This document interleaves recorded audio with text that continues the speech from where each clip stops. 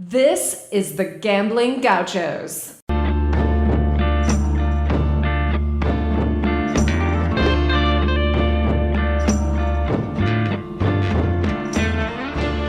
You're listening to the Gambling Gauchos. Talking Texas Tech, betting on the Big 12 and beyond. We've got everything you need: money lines, memes, and matadors. Well, You want to quit, Ethan? that'll be the day. Now, here's Kyle Jacobson and Rob Bro, the Moneyline Matadors, the Casino Cowboys, the Parlay Picadors. You see, in this world, there's two kinds of people, my friend. Those with loaded guns, and those who dig. You dig. Win. The Gambling Gauchos. Oh, and one more thing. It's all West Texas. It always has been.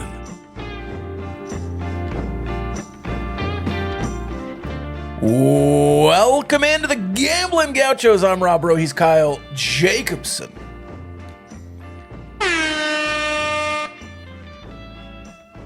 The Graphic King. We are here in the Cardinal Sports Center studio. You can find a Cardinals in Plano or Lubbock, Texas, live in person or online, mycardinalsports.com. We had an incredible tailgate with them this weekend. Thank you so much to Barnett, Howard, and Williams. It's free footballs for the kids, for the people. Family podcast. I don't know if you knew that. Also to Cardinals and Regino. Regino rave reviews. I had one pair of gentlemen. Actually, multiple people. Like 5 or 6 people. Like, hey, we hear y'all talk about Regino all the time, but like you're their sponsors. And so it's like, okay, we thought it'd be all right, but you just were overplaying it. No, it's legit. Everything we say is true. We only work with sponsors we love. Regino Barbecue is a top barbecue joint in the world. I was going to say almost the exact same thing because multiple people at the tailgate were like, so, do you have any recommendations? Do you have anything good? I was like, have you listened to the podcast? It's all good. Like I've said multiple times, you can't miss there. It just depends on what you're in the mood for. Get brisket, ribs, turkey, baked potato, whatever you want. I've never had anything there I was like, yeah, that was okay. Like everything I've tasted, I'm like, I wish I could order 6 of that, but I had the burn-ins this weekend. Very good. I might have uncovered good. something special. I got my favorite, the cheddar jalapeno sausage. Yeah. With the leftovers. After the Tech game, I went and got fajitas from Rosa's, and I had leftover rice and tortillas. Threw the sausage on the tortilla with some rice. Outstanding. So that's it's a rookie mistake with Regino because sometimes they're hard to, sometimes they're in one location one day and then they take the truck somewhere else, or you don't want to drive out to Olton 2 days in a row. Load up, man. Get 3 or 4 meals and do what I did because you're not going to beat the leftovers either. Oh, yeah. Some questions early. First of all, comment. Nice shirt. Go Roos. Roo Crew, baby. Collegiate athlete Kyle Jacobson. Yeah, 0-10. Didn't even make the travel squad. Well, people are like, oh, you played college football? I'm like, well, we don't need to, I was on the team. we don't need to say anything else. Played college football is a little bit of a stretch. You played college football. I was on the team. Yeah. It's like I was on the team in high school. I didn't do much, but someone also asking the hat of the day. It's I think a bear claw. I don't know. From Cardinals, $3 at the sidewalk sale. Yeah. I think it's a Dallas area team. I think they got a shipment in from Plano to put out at the. I really don't know who it is. It's probably one of their like local high schools or something. Yeah, from their. it's a bearish claw. Would you say it's a bear claw? I can't even tell. You know what it probably is? There's an orange Bearcats team somewhere in there. Well, Garland or Rowlett or one of those. oh, maybe I'll check that. Heath, Rockwall. I don't know. Rockwall Heath. Maybe. I think they're together. I don't know. Anyways, this is week 1, opening lines, kind of a recap of the weekend. If you missed it, we recapped the Big 12 last night. Gauchos After Dark. It is live where you get your podcast. You can go back to listen to that one and come back here, or just listen to this one, then that one. We skipped a bunch of tech recap in that audio, so let's do that first. How do we want to do it? First impressions? First impressions from Joey Maguire, first impressions from Kitley and DeRuyter. What do you think? First impression, overall, very good. First time out of the gates, I guess you never know what you're going to get. All in all, there were things you can nitpick, and we'll get into that, but all in all, to put away an FCS opponent that you should beat 63-10, it was not a contest after the first quarter, and that's the way it should be in these types of games. That was nice to see. I think it was well said. I don't remember if I saw this on Twitter or on a message board, but they said you can't tell if you're good after playing an FCS team, but you can tell if you're bad or have some really glaring deficiencies. Yes. And I felt like you avoided that type of performance, unlike the Central Arkansas, the SFA, the Houston Baptist games that we've seen in recent memory. And I think that's all you can ask for in a game like this, is to avoid that type of performance. Yeah, you can look at the Central Arkansas game and say, wow, 2014 Texas Tech is not going to be very good. Right. You can look at Houston Baptist and say, wow, this might be a slog this year. But you certainly can't say you're going to go undefeated now because you hammered Murray State. Much more positive feelings, I think, in the non-con compared to what they did and what you did. But again, high on UTSA, and Houston struggled. I think NC State opening on the road in a regional atmosphere, tough place to play. So I wouldn't just say, hey, 3-0 is expected now, but opens as a pick'em against Houston, and you're looking at, let's get back to Murray State just a little bit. My opening feelings, I got numerous texts from people on the field, people in the tunnel, my photographer down there, a guy sitting in the fifth row on the west side, that Joey Maguire is absolutely electric. That his atmosphere is legitimate and rubs off on the team. Somebody around the tunnel texted me that there was a pregame pump-up speech with Joey and the coaches. They'd never seen that before. Another guy texted me that a member of the athletic department went into the locker room just to hear the pregame speech. He'd never done that before. So, all accounts, Joey Maguire, energy, otherwise legit.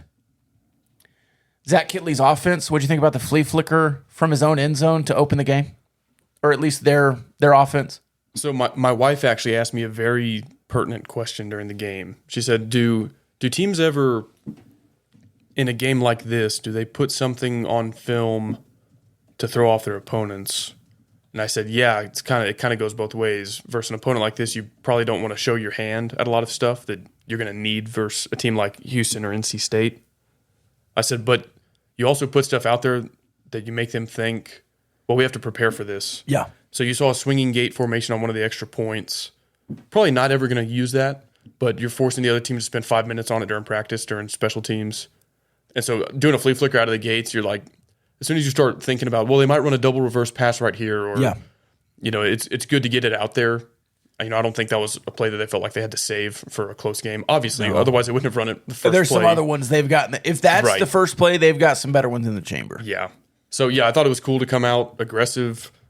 Yeah, I think the crowd loved it. Twitter loved it. I don't think you should always call the plays based on what Twitter is going to like, but yeah, it kept it fun, and it was quite the way to come out of the gates and make a first impression. I worked on a little, I don't know. I like the scheme. Let's say that. I liked working in the middle of the field. I thought Tyler Shuck looked good early, especially on the first drive. You scored quick. You worked quick. You had the tempo. In an atmosphere where you're playing a better offense, you probably don't want to always go that quick. It's not complimentary per se, but if you can score on 8 straight drives, you'll be in the game. You might not be leading, but you'll be in the game. Only complaints I have from week 1 And I do want to ask you some stadium questions because I wasn't out amongst the people. I was in the press box, but the secondary, who told us that they were going to be the best secondary ever for Texas Tech, did not look that way. Adrian Fry leaving the game, not returning with a thigh contusion. But that first quarterback, I mean, they would have scored 20 if he'd stayed in the game. Probably 17 at least. So a little worrisome that the DBs looked completely lost on deep balls and couldn't find the ball. Maybe the lights were in their eyes. I don't know.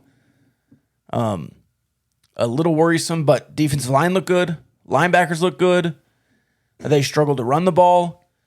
And the backup was 1 for 7 in the second half, and you shut them down in the second half, but it is what it is early. You only allowed 10 points, but if you're nitpicking here, secondary did not look good.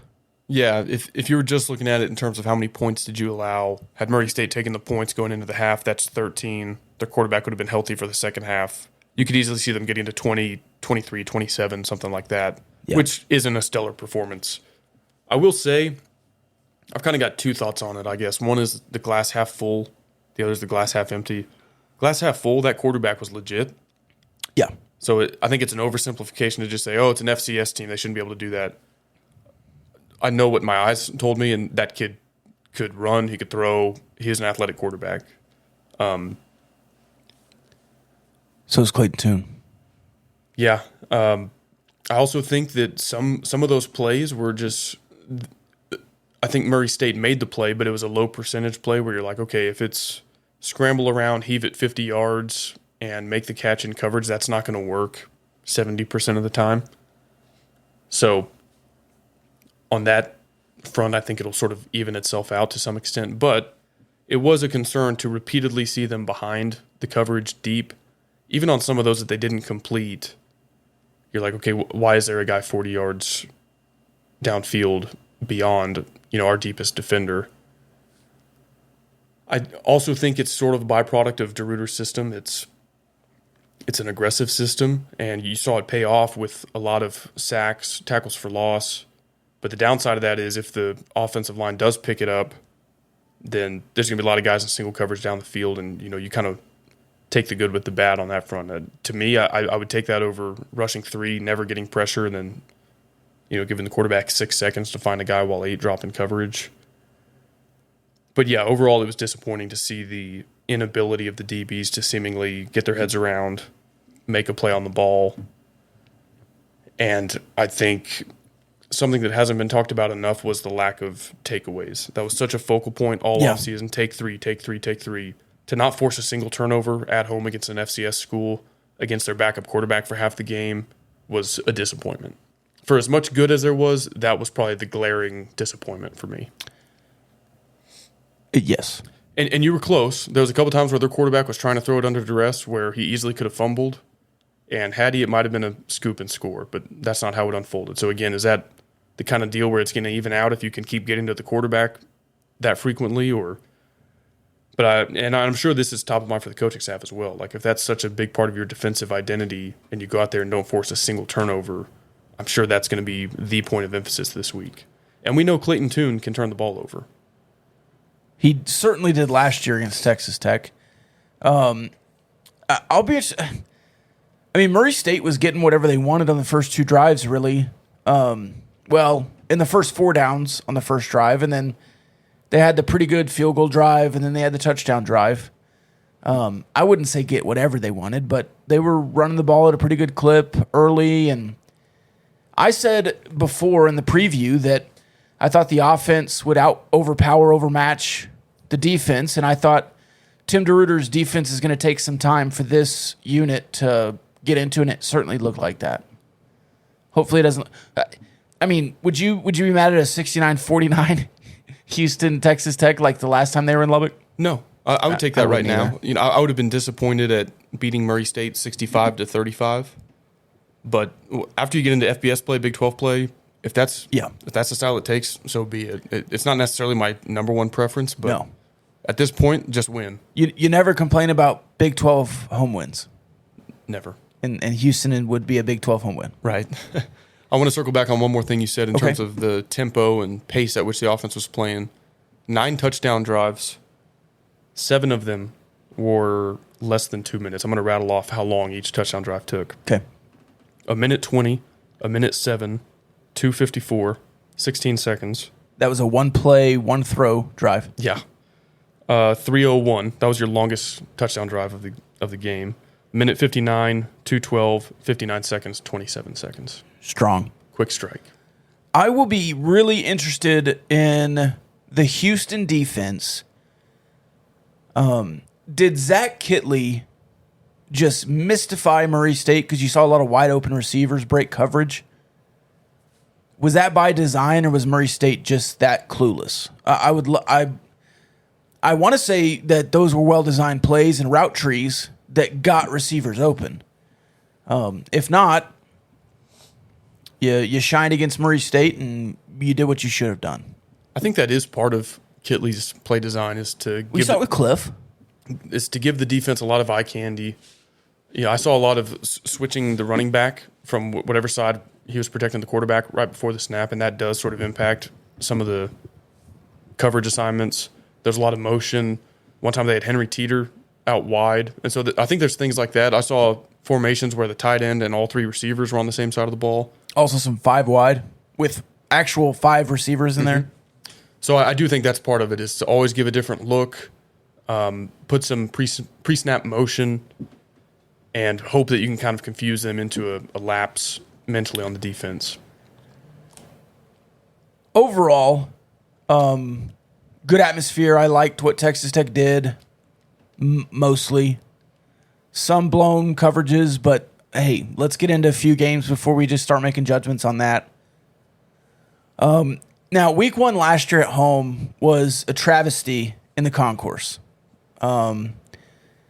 They were half-staffed and everything was sold out, and I did not see a lot of comments like that. There were a few negative comments, but I think mostly on Facebook.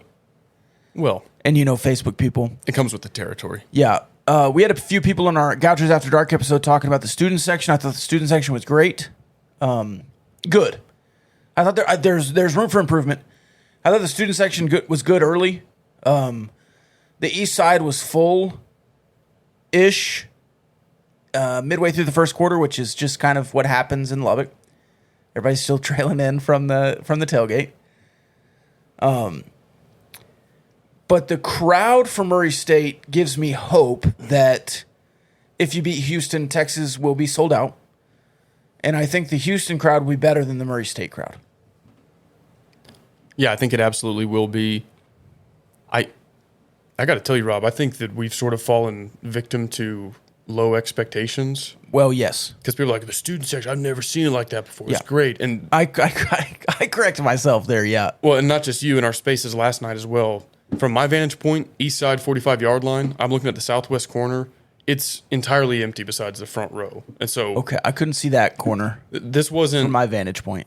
this wasn't during a super great time in Tech football, but like in 2012 when I was a student, even for New Mexico, the student section was full.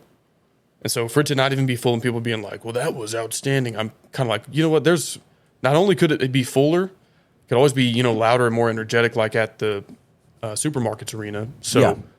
I think that'll pick up as you start to play better opponents, Big 12 opponents. But I do think that's sort of one of the key pieces that's been missing is just the electric atmosphere. Some of that is crowd. Some of it is just game day operations. And I noted this in the spaces. There's no more kiss cam. There's no more fan dance cam, karaoke cam, Simba cam.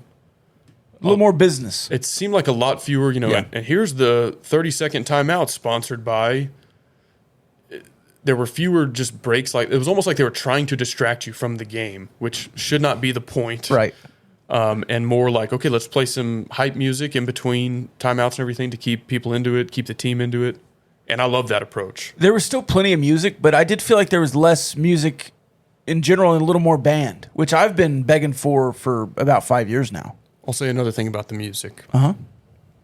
In the past, I think the guy picking the music, whoever that was mostly picking it for him and his friends. A lot of 80s Yeah. rock music, which is fine. it's not what the 21-year-old players on the sideline get hyped for. Right. Like, yeah, we all wish that we had Jesse's girl, but like on 3rd and long, that's not what is going to get the people juiced. No, do we play Hell's Bells? I don't remember. I don't remember the Hell's Bells. I don't remember that. There was a purge siren early, even though there weren't takeaways.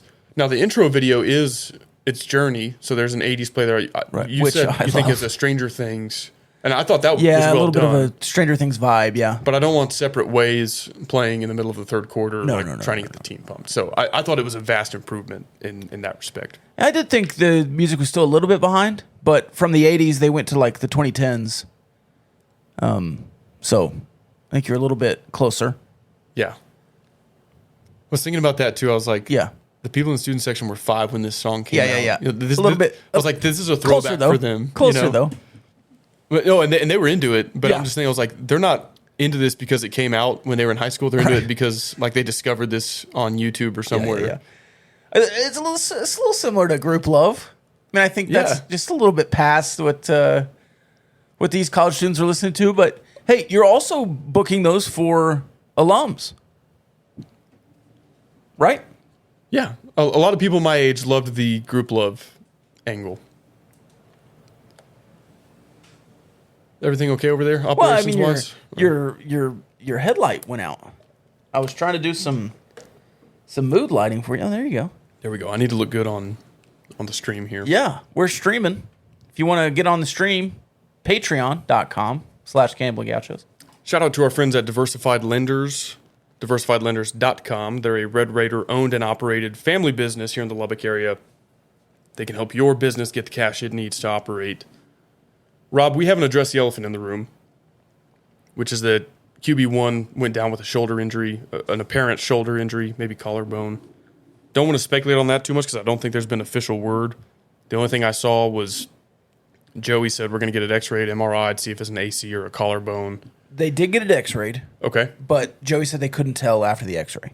Okay. So, He made it sound like depending on those results, it could be like 4 to 8 weeks, depending on the severity and which type of injury. Either way, it appears very likely that Donovan Smith will be your quarterback at least through the bye week, which would cover Houston, at NC State, home against Texas, and then on the road in Stillwater and Manhattan. That'd be the next 5 weeks. And then the bye week would be week 6. If Shuck were able to return on a 7-week timetable, maybe he could come back after that. But also, that's a lot of opportunity for Donovan to just win the job. if Tyler Shuck is out 4 or more weeks, he should not start again. I think that's true because so if you're doing really good, Yeah. you stick with Donovan. If you're doing really bad, you build for the future, and it's still You put in Barron. it's either Donovan or Barron at Yeah. that point. I mean, there's no reason to put. Look, I'm glad Tyler Shuck came back. I think that was a great move for him. But if he misses this season, he's not going to play at Texas Tech next year. And I feel bad for him. Like I do. I know everybody has their opinion on who Tough should have been move, the starting man, but- quarterback, but for him to work as hard as he did this offseason, win the job again, Yeah. to go out after 3 drives, I feel horrible for him. And 2.5 touchdown drives. And he looked great. You know, he looked like exactly what you wanted to see out there from QB1. And He looked good. yeah. It's great, but He made his best throw in a Tech uniform. over the linebacker, I'm not even middle talking of the field. I'm not talking about that one. Oh, which one are you talking about? After the shoulder injury, he kind of escaped some pressure yeah. to his left, throws a dart To Nehemiah Martinez. right down the seam. I think so. And he did that with apparently an AC joint or a collarbone. Yeah. So I was excited with what I saw from Shuck. I was wanting to see more. That said, Donovan came in, Donovan also looked good. didn't miss a beat. So, and that's the great Yeah. thing about having depth at the quarterback position. You have 2 guys that have both started Power 5 games before. I still want to see Barron Morton get action with the starters, but look, at this point, Donovan's starting against Houston. I don't think that's a question. Yeah, I think he's your starter unquestioned through the bye week. And I think otherwise there's merits and discussions to be had about Donovan and Barron Morton. But unless Donovan comes out and has a game like Oklahoma State, he's going to be playing the next few weeks. I think you probably have a quicker leash for Donovan if he comes out in airmail 17 straight deep balls. I also don't expect Zach Kitley to call 17 straight deep balls if he's missing them. Hashtag Sonny Cumbie forever, but good grief, that was a poorly called game. And I wonder Poorly executed. too how much Kitley's play calling strategy changes now. I mean, you saw a speed option, but you had a what looked like a called draw for Tyler Shuck. And I will not complain one bit about that. If you were the starting quarterback in week 1, you have to have one running play that you can execute, especially if you're 6'5", 220. Like, you have to have that in your game. Yeah, there's And if you're not able to do that, next man up. I think it's a dumb criticism to say that they shouldn't have called a run play. It's also Like it's football. It's not Alan Bowman coming back in the same season from a exploded spleen and lung, and then running an option against Oklahoma. That's not the same. This is a full off season of healing. You have to be able to run that. It's football. It's football. And I would get it. Okay, Drew Brees, 5'10", 190. Maybe you don't want him running. The whole upside to Tyler Shuck is that he's huge and athletic and mobile. Do you have any idea how hard it would be to coach a player and say, go out there, give it your best, dude. You know, you need to make all these reads, but make sure you don't get a finger laid on you. But always get rid of the ball, yeah. Like, no, that you can't hamper a guy that way. Now, Nick Shimanek did that and threw for 4,000 yards and 30 touchdowns. And maybe Shuck should have slid. Maybe he should have tried to get out of bounds. I mean, you got caught from behind. You can't slide if you're getting caught from behind. Well, he could have slid earlier, like get the first down and get down type yes, thing. True. But at the end of the day, it's football. If you're going to be the starting quarterback for 13 games, you're going to run 1,200 plays as a starting quarterback. You're going to get hit, and like at some point, it's a luck factor, and some guys get hurt, and that's unfortunate. But you cannot call a game and just say, well, you know, as long as our quarterback doesn't get touched at all, then everything will go fine. That's not how the game of football works. And if anything, Donovan Smith has proven toughness and durability. Yeah, I think so. All right, opening lines for the Big 12. Are you done with Texas Tech? Before we get there, I just wanted to review some of our prop bets. Okay, yeah, let's do that. So we had first touchdown. I don't remember who we said. You had Teeter. I had Teeter for a reception touchdown, which obviously didn't pan out. Did I have Donovan or maybe Taj Brooks? Neither cashed. Well, we had Taj for first rushing touchdown, I think. Is that what it was? More yards, Shuck or the field? Yeah. The field. Obviously. I think I was a field guy. More rushing yards, Taj or Saradrick? The guy Taj. It was 50 to 48 in favor of Taj, so very close. Also 3 touchdowns to 1 receiving touchdown. Yeah. And I liked that it was pretty much exactly equal. I'll be curious how far into the season that will continue. I kind of hope it does at least until you get to Big 12 play, I think. Unless one guy just really stands out. But, I mean, to me, I think they're both starting caliber running backs. Yes. Probably with slightly different strengths and weaknesses. I would like to see them both get even run. Leading receiver, Miles Price or someone else. He actually wasn't very involved. No. No. He wasn't. You'd like to see that more involvement, but hey, if these guys are getting it to Fungi and Bradley, you're not really complaining much. Yeah, and those are the guys that have more to prove and more to learn. Yeah. You know, Miles Price has proven he can go off in a Power 5 game, so that doesn't worry me. I think they'll get him more involved as the schedule goes on. Leading tackler, you nailed this one. I think you had Krishan Merriweather, and he was, in fact, the leading tackler with 7. Tyree Wilson right behind him was 6. In the College Tailgate show, Spencer Rogers from 23 Personnel Podcast put the line at 7 for Krishan. Oh, okay. Well, Nailed nailed it. it. We got an expert handicapper. And I was like, oh, way over 10. And he's like, no, it's a 7, and then it was. Turnover margin over under 2.5 in favor of Texas Tech, and of course that was 0-0 actually. Yep. 1-0. Barron threw a pick. Did he? He fumbled, but he recovered it. I remembered that. Did he not? Maybe he didn't. If he threw a pick, I missed it. Maybe. Either way, you did not get one. Thought the O-line looked good. No sacks. one quarterback hurry, which I think was when Barron was in. That was not the starting offensive line. Right. And some interesting remarks after the game. Joey was talking about the starting O-line. He said, and also Jacoby Jackson should be in that group. Yeah. So I think he feels like he has 6 starting offensive linemen. Yes. Which is good. And I'd noticed Jacoby Jackson getting some run at various points during the game. So, outside receivers played well. I think that was one of the biggest question marks just because you had almost no returning production there. Fungi and Jaron Bradley running with the 1s, Sparkman Cleveland with the 2s. Overall, yeah. I mean, pretty much everybody involved with the passing offense had a great game, so no complaints there. And we already touched on this, but my last note was that the DBs need some work.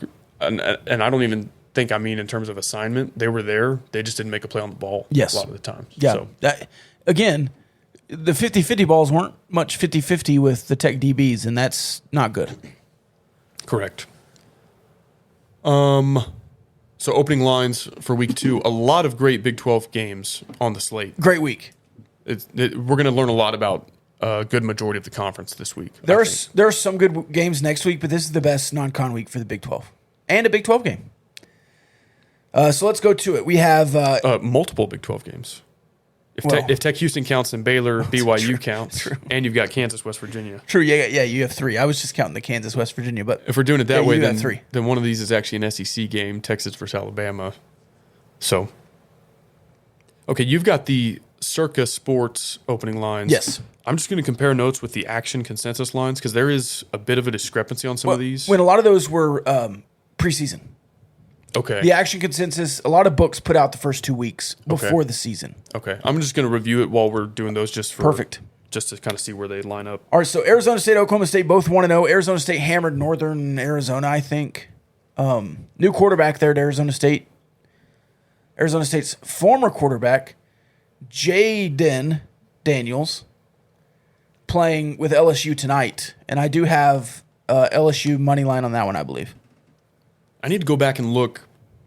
Or for -3.5. Sunday night and Monday night's picks. I was just like, I need to get through Saturday, but yeah. -10, Oklahoma State, total 58.5. Probably leaning Oklahoma State early. It's in Stillwater. In Stillwater, Arizona State, not very good, I don't think. Yeah, I'm probably leaning Oklahoma State. It's 12.5 in Action, but like you said, that might have been a preseason line. Kansas, West Virginia opens at -14, the total 54.5. Hammer the over. That sounds like an over. Lean Kansas? 14 is big. Again, if you bet Kansas opponent to cover plus the over, the trends, man. you get money. I'll have to dig into that one a little bit. I don't think I have a lean this early on the spread. I would not bet that opening line. There are a few opening lines I would hammer. I would not bet that opening line. Yeah, I'm gonna wait and see how that goes. It's 13 in Action, so pretty close, but also could be a meaningful difference. Mizzou, Kansas State in Manhattan -8. Kansas State. I would sprinkle that one today, but I also want to wait and see if if some Missouri fans get in there and it moves past a touchdown, then I would hammer it. If you could get to 6.5 or something. Oh yeah. I mean, I think Kansas State will win by 10, but the total there 54.5. Yeah, that's another one I'm going to wait on. I don't have a lock on that. BYU Baylor did not open at Circa, but there is a line, I believe, consensus in Action.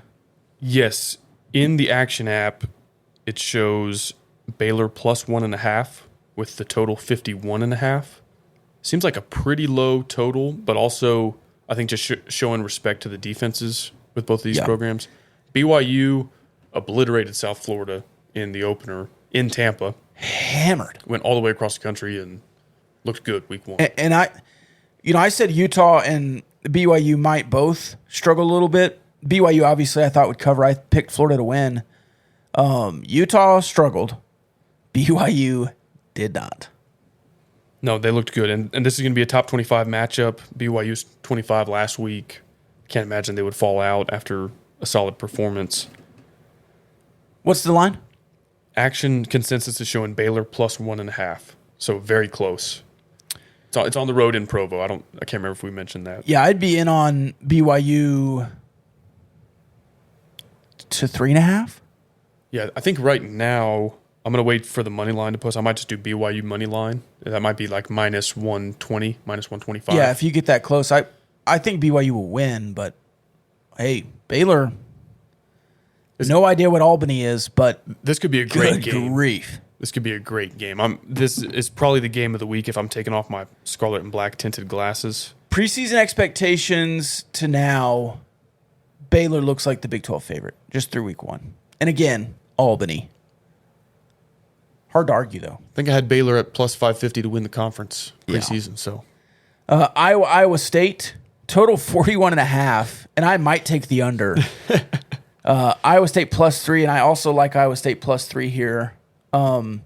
Did you see much of the Iowa game? No, You at least saw the box score, right? yes, I saw the box 7-3. but no touchdown. No touchdown.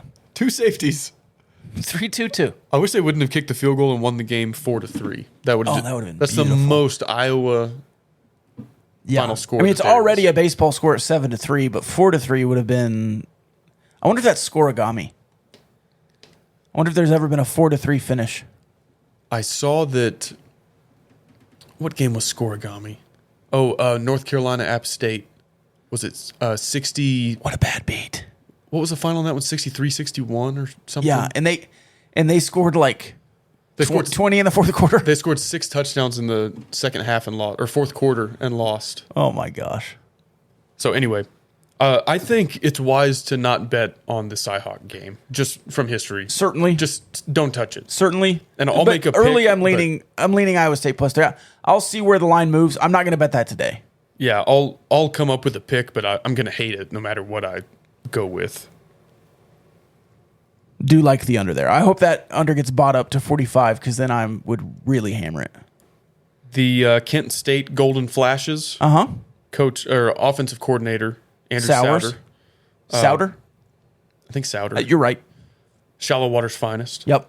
Well, Besides Cole Roberts. Besides Cole Roberts, Yeah, and diversified lenders, yeah. Shout out to our sponsors. What was the spread from Circa? Minus 29 Oklahoma. And I need to go back and look at Kent State. I think Kent State played a Power 5 opponent this week too. I can't remember. 70.5 the total. And I might take them both. It's tempting to take the over on that. Yeah. Because that is Souter's identity. He's Bryles style offense. Yeah. If they get some garbage time points or even semi-competitive in the first 3 quarters, if OU puts up their 45, 49, whatever they're going to get to, it could happen. UT plus 18 against Alabama, 59.5. Roll Tide. Roll damn Tide. Yeah, I agree. Roll Tide. I wonder what the first... I'm probably going to hammer Bama on the first half because I think they're going to come out of the gates. Yes. It might be one of those things where they let off the gas after it's 42-10. Does the Arkansas beatdown last year help Texas get a little wake-up call for this year? No. Quinn Ewers 0 for 2 with a pick to start. They did not score a bunch of points or look particularly sharp against UL Monroe. I haven't seen any of the game. Haven't looked at the box score. I'm going strictly off of Alabama wants to make a statement in Austin. Yeah. And because Texas spent the offseason bitching and moaning about, oh, it's going to be so hot at 11 a.m. It's like, dude, you're playing Alabama in a game of football. Yeah. Who cares what the weather Well, the is? fans were upset. Were players upset too? Coaches? I don't know. It's 11 a.m. The Get over vibe it. around that program, like, get over it. Yeah. By the way, this is what you wanted, right? You wanted maximum TV dollars. Yeah. You sold You out wanna play everything for Alabama. that. Sorry, that comes with an 11 a.m. slot on Fox. That's how this works. Good luck. Final game of the week, Texas Tech hosting Houston. Opens as a pick'em. A little bit surprised. Well, it opens as a pick 'em at Circa. At Circa FanDuel. I've seen it 4.5 in Houston's favor, and I've seen it 4.5 in Tech's favor. So the preseason line was 5. That's where it opened. Bought down to 4.5 already in some of those books on action. FanDuel today opens up as Houston favorites. And then the Circa book opens as a pick'em over under 68.5. Give me the over. I'll probably lock that in today. Yes. But I'll wait for a line to develop. I'll probably beat that closing line. I'm probably taking Tech up to -6 If I could see anything minus 5.5 or better in Yeah. Tech's favor, or more valuable in Tech's favor, I'm all over that. I think I've made my case here that I'm just not high on Houston. The atmosphere is going to be good. The atmosphere is good for Murray State. If you come out quick, especially on offense, you could get up early and hopefully just never look back. And, we'll see where the money lines are and everything when those get out. But, yeah, I like the over as well at 68.5. I did notice, I looked at FPI this morning. Preseason, I'll find it. Currently, you're at a 65% chance to beat Houston. Which went up this week. It went up. I'm going to try to find the exact number it went up from. But it just, again, does not square with the national narrative around this game. No. Everybody's framing it as this is going to be a tough game for Tech to win. They're coming to our house. Yep. They should be underdogs. Circo has them as a pick 'em. That's a free money glitch. And Yep. FPI and probably some other analytics I haven't had a chance to look at yet basically have Tech as a 2-1 favorite to win straight up. If this game blinks as a Houston favorite on action, All over it. yeah, I'll hammer any line. If it blinks at 2.5 and then to 3.5, I'll bet it every time. Give me every single line. Texas Tech will win this game. You were 56% to beat Houston preseason. So 9% bigger this week. And they just beat UTSA. But these types of metrics look into more than that. They look into kind of like detailed box scores, per drive, per play type statistics. And your showing against an FCS opponent was more impressive than their win over UTSA when looking at those types of metrics, apparently. I want to say something I've never said before, but I feel in my plums is right. College football should go to NFL style overtime. I loved college overtime when it was I don't care if it goes to 8 overtimes, we're getting a winner. You both get a shot from the 25. But you have one regular overtime period in the new college football rules. In the second overtime period, you have to go for 2. In the third overtime period, it's just a 2-point conversion off. Don't want it. Don't like it. The only thing that bothers me about the college football overtime format is you start in field goal range. And I always thought that prolonged it because even if neither offense is moving, they get 3 points or at least have a very decent attempt at 3 points. Yeah. Back it up to the 40 and make it to where they at least have to get one first down to be within like at least a 50-yard field goal. I think that would have avoided those 8 overtime games that ultimately made them switch to this 2-point conversion off, which is a bad system. If you want to do that after 4 overtimes, fine, but 2 is not enough. I mean, back it up to the other 25. Make them go the full field. I've always had the perfect overtime format, and nobody's adopted it. Okay, hit me. Coin toss, winner gets the ball at the 50. They run one play. Wherever that play is stopped, the other offense comes out and runs one play in the opposite direction. Yeah, I've seen this in Madden. And then Yeah. whoever scores, scores. That would take forever. It might not. You hit No, one. no. Just like running the offenses back on the field and the defense is out on the field. And You hit yeah. one deep shot, and you're in field goal range. And then if you can stop your opponent from gaining more than 3 or 4 yards on their next play, then you line up the field. It could be a 3-play overtime. Hey, that sounds really fun. And also, Just a little logistics issues, I think. okay, but did the 7 overtime game in Baton Rouge a few years ago, did that not also take forever? Yeah, and that's why they ruined college football overtime. Because of one game. The game's already 4 hours. Is anybody concerned at how long these games are going on? Apparently, because they're changing rules because of it. I don't know. All right, Kyle, do we have any Discord mailbag questions before we get out of here? Yeah, we sure do, Robin. We wouldn't want to skip over those before we get out. Oh, we never would. No. We would never forget a Discord mailbag. And then come back and splice it into the Right. episode. And That's certainly not like we're live on Twitch with our Patreon subscribers. They wouldn't want to miss it. that's so clearly not what we're doing right here. Okay, the first one, I'm backing up a little bit to Friday night, I guess when Kansas State blew out Tennessee Tech. Is there a path for 6-6 KU this year? The path is them going 3-0 in non-con. No, there's no path. They're not going to win 6 games. Right? They're good. They're better. They're improved. Jalen Daniels, I think, is very good. Jalen is a better quarterback than JT in the Daniels Bowl this weekend. But that's tough. That is tough.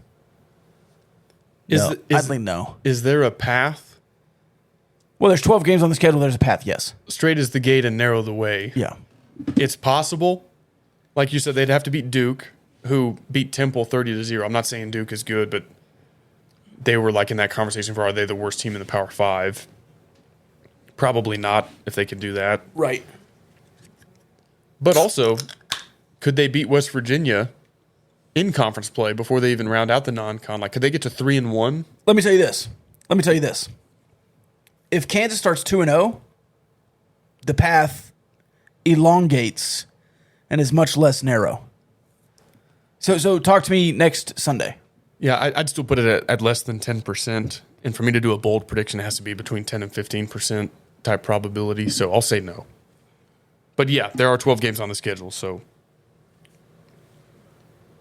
word to Kevin Garnett, anything's possible. Yeah. If Tech beats number 24 Houston and number 13 NC State, subject to change, that's noted in the mailbag question. We've gotten some smart parlay picadors here. Will Tech be ranked at 3-0 heading into the UT game, who is more than likely going to be 2-1? Yes. They will be ranked. They will be receiving votes. They will be ranked. Let's see where Houston's ranked Monday. I don't think it matters. Okay.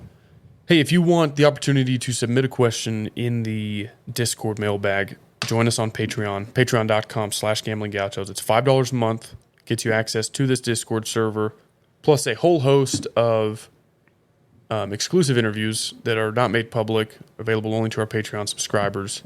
We've had Matt Mooney, Dusty Womble, Cody Campbell, Sonny Cumbie, Fardaz Amack, others, and we'll keep adding to that as time goes on. A portion of all proceeds go to the Matador Club. I was going to say we'll have Rodney Blackshear this week, but I would assume that's just going to go. We'll see. We'll see. Yeah. What were your worst beats in week 1? App State was a bad beat for a lot. I was not in on that game. Let's just go to the games I lost. So few of them. Let me see if I can find them here. A little hard to navigate back. The over in UT ULM was 64.5. They scored 62. Yeah, I had the over. Oregon was really close to turning that tide early. Were they? No. And then, okay, this was a bad beat. Oh, no, it wasn't. You're still off by 10. I was going to say the North Carolina State over was, but that was 51, not 41.5. Couple bad beats on my end. I had the UTSA money line plus 155. Yeah. They lost in triple OT, so obviously had their chances there. Also pretty miraculous that they got it to overtime, though, so I guess I shouldn't gripe that much. Yeah. One of our picadors was in on Houston -4, which is impossible when you go to third overtime. It's not impossible. Yes, it is. You can push. If you intercept the -4? Yeah. If you intercept the opponent's 2-point conversion and return it all the way, you could win by 4 in overtime. Well, but you'd have to have the ball first, get your 2 points, and then intercept their 2-point try and return it all the way. Okay. And even then, you only push. So you can't win, but you cannot lose. Okay. You just got Kyle splained. One other bad beat, Virginia Tech money line was part of a all chalk money line parlay that I had. Would have paid out plus 121, I believe. And that was the last game I needed. They lost to Old Dominion in brutal fashion. Yeah, I wouldn't really call that a bad beat, just a bad bet. Yeah, a bad football team. Yeah. Well, and I say bad beat because they were leading for the first 99% of that game. So that one was kind of rough. Virginia Tech was? Mm-hmm. No. Mm-hmm. No, they weren't. Yeah, they were. That was no. Okay, they were trailing 10-7 at They one got point. a lead. They were leading and for held it for quite a while. They were leading for most of the second half. Yeah, that's true. I thought ODU's maybe even scored first. But that was part of my Thursday, Friday all chalk money line parlay. Yeah, that was tough. And then Saturday's hit, and I had 3 units on that. So Had a popular friend of the program who is he's not a parlay picador, but he is in the betting atmosphere. Kind of bashing our can't miss parlays, and was telling me that he has a better way to bet can't miss parlays that he needed to teach us. I was like, hey man, it's a bit, but okay, Yeah. thank you. we had one parlay picador who I think is a pretty novice sports gambler or picker. I bet he doesn't even gamble. Beautiful. He did like a 12-leg against the spread. Plus 9,000. He Yeah. was getting like 927 to 1 odds on that or something. Payout was like, plus 9,271 or Yes. something like that. Beautiful. All in. I'm sure it didn't. We never followed up. I'm sure it didn't hit. Yeah, but we need to see. you're not ever going to parlay 10 bets against the spread or totals. No. Just don't even do it. 2, sure. 3, even then, probably not. I mean, if you have $1 in Vegas and you want to just have a fun night, yeah. Pretty much after 4, like 4 and beyond, I would say don't bother. It's just not going to happen. Now, it could happen like once every 80 tries or, whatever, but I'm laughing because we posted the best uniforms in the Big 12. I don't want to throw you under the bus because people probably disagree. No, I agree.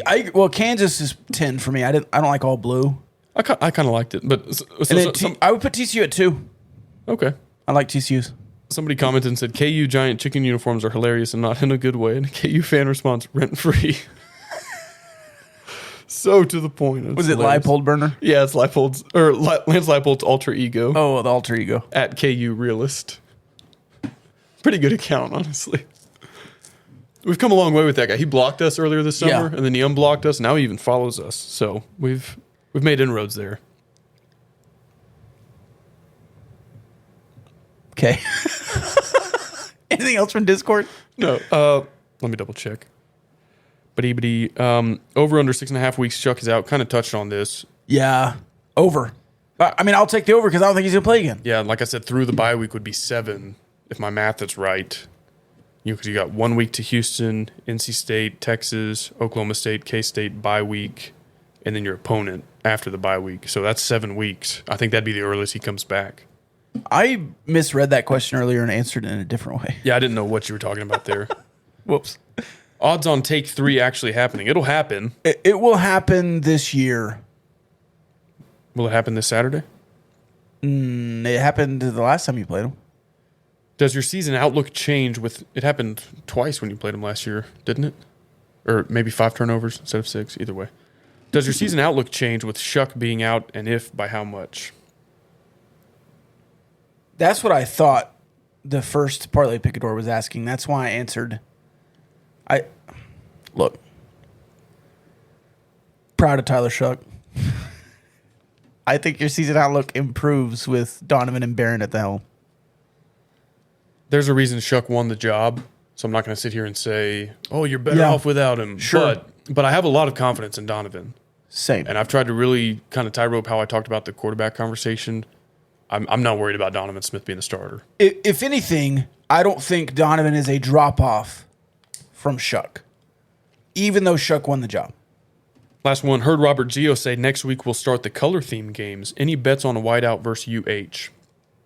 Number 1, if there is a whiteout versus the University of Houston, we are going to white out Twitter, just like we did during basketball season. The people loved that. So we're going to bring it back. Number 2, I think this is the Celebrate Agriculture, Celebrate Cotton game. Yep. Which has traditionally been the whiteout. Yep. Number 3, the throwbacks that are on sale at fanatics.com is a white throwback Under Armour jersey from the Southwest Conference era. That's when you used to play Houston every year. It makes all the sense in the world for this to be a whiteout, and Tech will wear white, and the Gambling Gauchos will white out Twitter. I also think that Dana would be more amenable to a uniform discussion because as petty as Dana is, he's not going to major Applewhite you and say, oh, man, we already have our red uniforms on the truck. We're not going to. I also don't think it's up to him as long as we notify them with a certain amount of time. I think that was the issue last time was So they just faxed him late? Yeah, it was like Wednesday, and they're like, hey, by the way, can we wear white at home? And Houston was like, no, we've already. But I think if you let them know a certain number of days in advance, then it's just. That's why LSU gets to wear white at home every week. Okay, they good. just say that's what we're doing. Yeah. Cool. So- Then I would be a heavy odds that is the case. Yeah, hey, even odds that it'll be a whiteout? Yeah, absolutely. And if so, Tech will rank a lot higher in my Big 12 uniform rankings next week than they did this week. I'm trying to think what the white Southwest. I guess I'll have to go look at it on Fanatics. I think it'll be really similar A bit to of a spoiler alert, huh? Yeah. Oh, you wore those. You wore them against Arkansas 2015. Yeah, are those. I think it'll be something like that. Oh, hell yeah. They might have stripes on the jerseys. Yes. It might be like a Zebby Lethridge look. Well, that you had the stripes on that one. Well, It was the exact uniform you wore. It was black, white, gray, right? Because you had the black, gray at home against Arkansas. You actually wore those in Austin too that year, I believe, 2015. you did. But those jerseys didn't have stripes on the sleeves. Oh, they did not? But this jersey that's for sale online has a sleeve stripe like Zebby Lethridge had. So I Oh, the don't- single stripe. So I don't know if there's a difference like Not early the triple 90s stripe. versus late 90s. Gotcha. We'll see, I guess. But yeah, I think it'll be the Zebby Lethridge 90s jerseys. 2-0 in those uniforms. Let's go. All right, final thoughts? Great week in the Big 12. Wanted to give another shout out to our sponsors, Cardinals, Barnett, Howard, and Williams, Rahino, all three of which had a presence at the tailgate, which was a huge success until, close your ears, Iowa State fans, storm's coming. So we had to kind of like pack up the tent and right as we were about to do kind of a live episode out there. But we're going to give it another whirl later this season whenever we get another night game or the timing works out. Yeah, book it in your schedules. If a night game is announced, Gambling Gauchos tailgate at Cardinals with Rahino Barbecue. A lot of people have said coming out for Texas and Baylor. So hopefully one of those is a 6 or 7 p.m. kickoff. But truly grateful. Man, I'm just in a good mood because Texas Tech is 1-0. And, the opposite of that is true sometimes, and it's unhealthy when, Tech loses to Oklahoma State or whatever, then I'm down for a week. Yeah. But, hey, we're 1-0. I thought it was a great start. The tailgate was a huge success. And I just want to say thank you to all of our listeners who are maybe new to us this football season or who have been here for a year plus. It's been a really fun ride to this point, and I came away from week 1 even more excited about the season than I was going in, which was already pretty damn excited. So let's go. Ditto. Love y'all.